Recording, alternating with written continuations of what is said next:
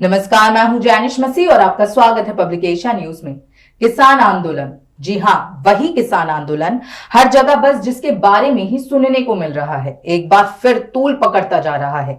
इसी किसान आंदोलन पर आज की हमारी चर्चा रहेगी। इस चर्चा में हमारे साथ मौजूद हैं पब्लिक एशिया के editor in chief mister Mukesh Vats. Sir, आपका बहुत बहुत स्वागत है पब्लिक एशिया में। धन्यवाद जैनिश।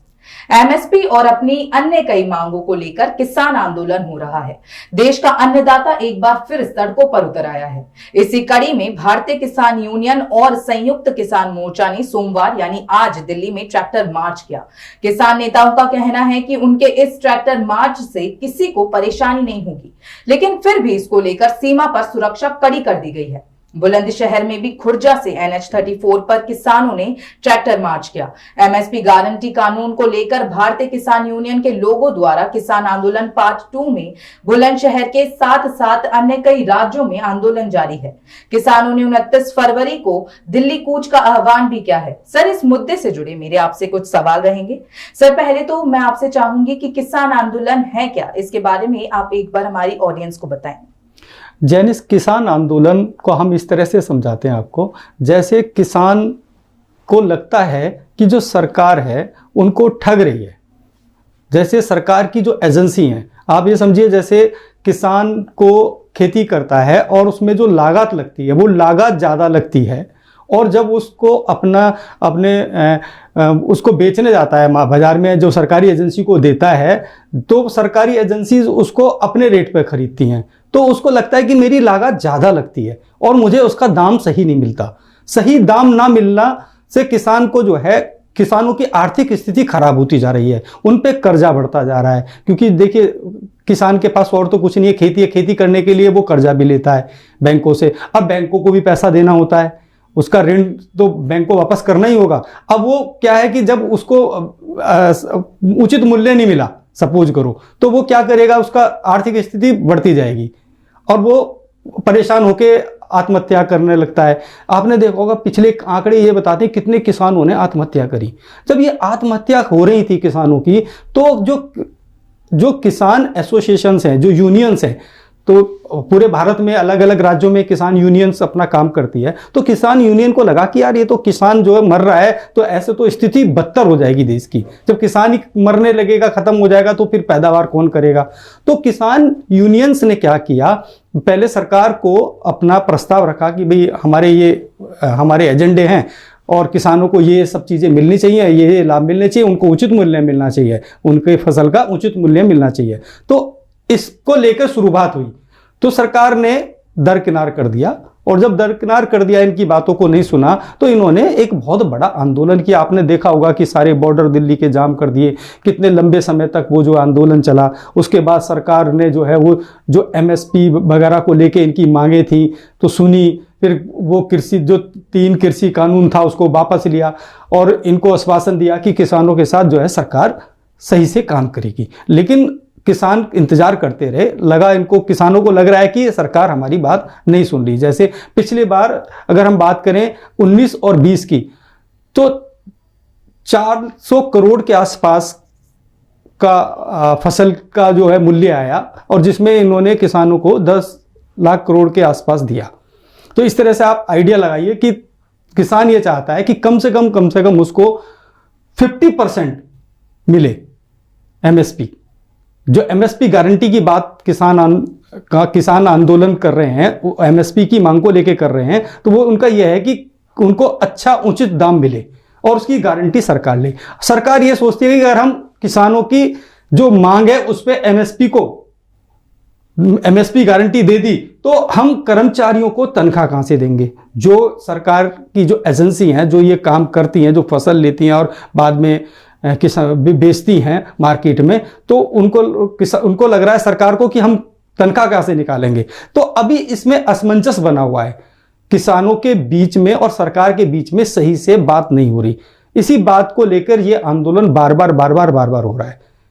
जैनिश सर, जैसे आज किसानों ने ट्रैक्टर मार्च किया, इससे क्या फायदा किसानों को मिल सकता है? सर, आप क्या कहना चाहेंगे इस पर? देखिए, आंदोलन जब भी हुए हैं जैनिश, तो किसान क्यों आंदोलन करते हैं? अपनी मांगों को लेकर करते हैं, उनकी जो अपनी मांगे हैं। अगर सरकार समय रहते उनकी बात सुन ले, हर राज्य में जाके कमेटी बनाए, हर राज्य के सरकार और केंद्र की सरकार और किसानों के जो प्रमुख नेता हैं जो जो इसको लीड करते हैं उनके साथ अगर बातचीत करे तो इस तरह के आंदोलन ही ना हो। अब ये किसान जब परेशान हो जाएंगे तो घर से तो निकलेंगे ही ना जैनिस। ऐसे तो आत्महत्या करने से अच्छा तो यहाँ के बॉर्डर पे आके बैठेंगे सरकार के, तो सरकार सुनेगी तो सही। क्योंकि सरकार जब ये आंदोलन तभी इस बड़े लेवल पर जाते हैं जब इनकी कोई सुनवाई नहीं होती है। अब सर सुनवाई नहीं हुई तो ये फिर आके बैठने लगेंगे जैनिस। सर हम देख सकते हैं कि चाहे गाजीपुर बॉर्डर हो, शंभू बॉर्डर हो, दिल्ली हरियाणा बॉर्डरों पर ऐसी कीलें बंदी हुई है जैसे किसान नहीं बल्कि कोई आतंकवादी हमला करने आया हो। क्या देश के अन्नदाताओं के साथ ऐसा सलूक करना सही है? इस पर आप क्या कहना चाहेंगे? देखो, सरकार ने पिछली बार क्या हुआ था कि ये लोग हर राज्य से बॉर्डर पे आके सारे बॉर्डर इन्होंने जाम कर दिए थे, बैठ गए थे लंबे समय तक। सरकार को लगा कि इससे बहुत बड़ा नुकसान होता है, इस तरह के आंदोलन, किसान आंदोलन, रोड जाम करना, ये सब करना नहीं करने चाहिए। तो मैं सरकार से भी यही कहूँगा कि अगर आप नहीं चाहते कि इस तरह के आंदोलन हो तो किसानों के जो प्रमुख नेता हैं जो जगह अन्य अन्य राज्यों में संगठन चलाते हैं उनके साथ एक बात करके ख़त्म करिए इसको, मुद्दे को। भाई सरकार भी थोड़ा झुके और किसान भी थोड़ा झुके। तो इस तरह के जो जाम है और जिस तरह की इन्होंने ये किलेबंदी की है, किलेबंदी इसीलिए की है कि ये अंदर दिल्ली के अंदर ना जाए, क्योंकि देश की राजधानी है दिल्ली, तो वहाँ प्रभाव डालती है ज़्यादा। कोई भी आंदोलन अगर आप करोगे तो वहाँ ज़्यादा प्रभाव डाले। ऐसा नहीं है कि दिल्ली में ही आके आंदोलन, मुझे याद है कि ये राकेश टिकैत जी हैं, इनके जो पिताजी महेंद्र टिकैत जी थे, सिसोली में इन्होंने एक बार आंदोलन किया था, कांग्रेस की सरकार थी। आप लगाइए, कांग्रेस की सरकार में कई आंदोलन इन्होंने अपने शहर में किए, भूख हड़ताल पे बैठ गए, खाना नहीं खाया, मतलब कितना बड़ा आंदोलन था। और सरकार को जैनिस झुकना पड़ा। मतलब जरूरी नहीं है कि आप रोड जाम करके, बॉर्डर बंद करके ही आप आंदोलन करोगे।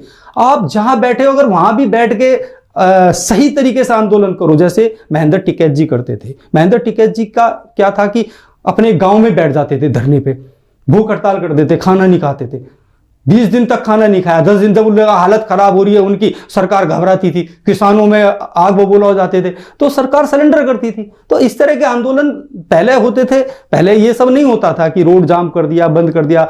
बहुत सारे लोगों को परेशानी हो जाती है इस तरह के आंदोलन से। तो सरकार ने जो है किलेबंदी इसीलिए की है कि ये जिस तरह की दिल्ली में आके ना बैठें, चारों बॉर्डर को, पूरी सीमाओं को सील किया है कि जिससे कि आम आदमी को भी परेशानी ना हो। लेकिन मैं फिर भी यही कहूँगा कि सरकार को जो है किसान नेताओं से बातचीत करनी चाहिए और जहाँ ये बैठे हैं वहीं जाके बात करें। उसमें दिक्कत क्या है? देश के प्रधानमंत्री को भी जाना चाहिए, वहीं जाके बात करें, इन लोगों के बीच में बैठ के बात करें। भाई देश के प्रधानमंत्री तो किसानों की भी वोटों से बने हैं ना, तो प्रधानमंत्री जी को भी जाके बात करनी चाहिए। और इस तरह के आंदोलन को जन्म ही नहीं होना चाहिए। आंदोलन हम आज़ादी के बाद भी अगर आंदोलन करके अपनी मांगेंगे तो फिर हमारी आज़ादी का मतलब क्या रहा? फिर हम आज़ाद हैं कहाँ? आज़ादी का मतलब है हम आज़ाद देश में रहें और आज़ादी से अपनी बात रखें और हमारी बात सरकार सुने और उस पर काम करे। जैनिस सर, पंजाब के मुख्यमंत्री भगवंत मान ने भी कहा था कि हरियाणा पंजाब सीमा को 2 देशों जैसा बना दिया गया है। इस पर आप क्या कहेंगे?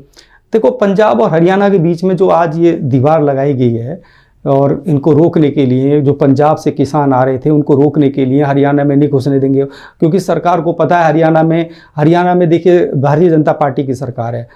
मनोहर लाल खट्टर वहाँ के मुख्यमंत्री हैं। पिछली बार जो है इसी रास्ते से लोग दिल्ली पहुँच गए थे, तो केंद्र ने स्टेट गवर्नमेंट को अलर्ट किया कि भाई ये घुसने नहीं चाहिए, तो इस किलाबंदी करिए और ये वहीं रोकिए और वहीं बात करेंगे इनसे बैठ के।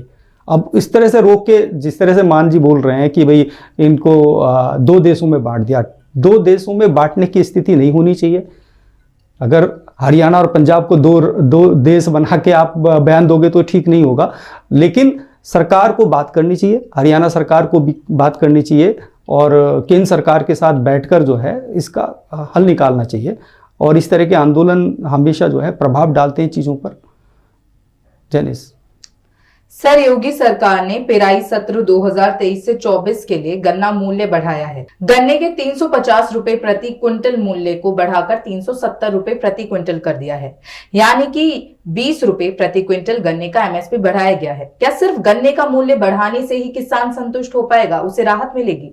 इस पर सर आप क्या कहना चाहेंगे? जनिस, जरूरी नहीं है कि एक गन्ने के मूल्य बनाने से ही किसानों को आप संतुष्ट कर दोगे। ये तो एक तरह से उनको झुंझुना देने वाला मामला हो गया कि योगी सरकार ने बहकाने के लिए इनको भी लो, आप ये ले लो। ऐसा नहीं है। किसानों की जितनी भी मांगे हैं, जितनी भी फसलें हैं, सभी पर एमएसपी की गारंटी सरकार को देनी होगी, चाहे वो राज्य सरकार हो चाहे केंद्र सरकार हो। दोनों सरकारों को मिलकर किसानों की बात सुननी होगी और उनको उचित मूल्य देना होगा। देखो, जब मैं फिर वही कह रहा हूं कि जब तक उनको अपनी फसल का उचित मूल्य नहीं मिलेगा तब तक इस तरह के आंदोलन जारी रहेंगे। और सरकार को जो सब्सिडीज हैं उसमें भी छूट देनी होगी। जो खाद है, बाकी चीज़ें जो इस्तेमाल होती हैं खेतों में, तो उनमें भी सरकार को छूट देनी होगी। उसके दाम बढ़ रहे हैं, फसल का दाम घट रहा है। तो इस तरह के आंदोलन इसीलिए होते हैं। किसान को अगर सही मूल्य मिलेगा, सही चीज़ें मिलेंगी, तो क्यों आंदोलन करेगा किसान? अगर किसान मजबूत होगा तो देश मजबूत होगा, क्योंकि पैदावार से ही तो सब चल रहा है। पूरा देश हम लोग खाते वही है जो पैदा होता है। अब उनके ऊपर देखिए, मौसम की भी मार किसानों को झेलनी पड़ती है। कोई नहीं देखता, कोई माफ़ नहीं करता, कोई सरकार माफ़ नहीं करती। कभी कभी इस तरह की मार किसानों पर पड़ती है, वो टूट जाता है, कमर टूट जाती है। कभी कभी बारिश की जरूरत नहीं होती, इतनी बारिश हो जाती है, उसकी फसल नष्ट हो जाती है। तो ये देखो, ये सारी चीज़ें किसानों के साथ जुड़ी हुई हैं। तो अब यही इसी वजह से उनको जो है वो एमएसपी गारंटी की जो बात उनकी चल रही है वो यही है कि अगर सरकार एमएसपी की गारंटी ले लेगी तो वो मजबूत होंगे। जनिस सर, मेरा आपसे आखिरी सवाल यही रहेगा कि किसान आंदोलन का जो असर है वो लोकसभा चुनावों पर कितना पड़ेगा? बिल्कुल सही सवाल है आपका। किसान आंदोलन का 100% लोकसभा चुनाव पे फर्क पड़ेगा। आपने देखा कि अभी जो है भारतीय जनता पार्टी ने अयोध्या में राम मंदिर का शिलान्यास करके सारा राम मंदिर में पूरा माहौल बनाया था चुनाव का, और किसान आंदोलन ने आके सारा धो दिया। आपने देखा होगा कि आज जो ट्रेंडिंग है सिर्फ किसान आंदोलन है पूरे देश में। हर टीवी चैनल, अखबारों में फ्रंट पेज, ये सब उसी पे यही खबर चल रही है किसान आंदोलन की। तो देखिए, चुनाव जब जैसे नज़दीक आते हैं तो इस तरह के जो मुद्दे होते हैं जो वोटर पे प्रभाव डालते हैं, तो वो ज़रूर फर्क पड़ता है सत्ताधारी सरकार पे। अब केंद्र में भारतीय जनता पार्टी की सरकार है, ज़रूर उनको सामना करना पड़ेगा, क्योंकि वोट मांगने भी तो जाओगे ना आप गाँव-गाँव में, तो वहाँ पे किसान ही तो बैठे मिलेंगे आपको। कैसे वोट मांगोगे? जो डंडा लेके आपके पीछे दौड़ेंगे तब क्या करोगे आप?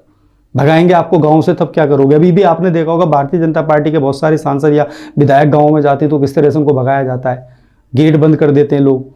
क्योंकि देखो, जब तक आप किसानों की बात नहीं सुनोगे तब तक ये इस तरह की स्थिति आपकी बनी रहेगी। और चुनाव में निश्चित रूप से इसका फर्क पड़ेगा और विपक्ष को इसका लाभ भी होगा। जैनिस, अगर ये आंदोलन सही में आंदोलन बना रहा और सरकार ने नहीं सुना, अगर सरकार इनकी बात मान लेती है, सुन लेती है जल्दी से, तो कहीं जाके रुक सकती हैं सारी चीजें। जनिस सर, इस चर्चा में हमारे साथ जुड़ने के लिए आपका बहुत बहुत धन्यवाद। ऐसी तमाम चर्चाएं हम आपके लिए लाते रहेंगे। तब तक के लिए देखते रहें पब्लिक एशिया न्यूज़। धन्यवाद।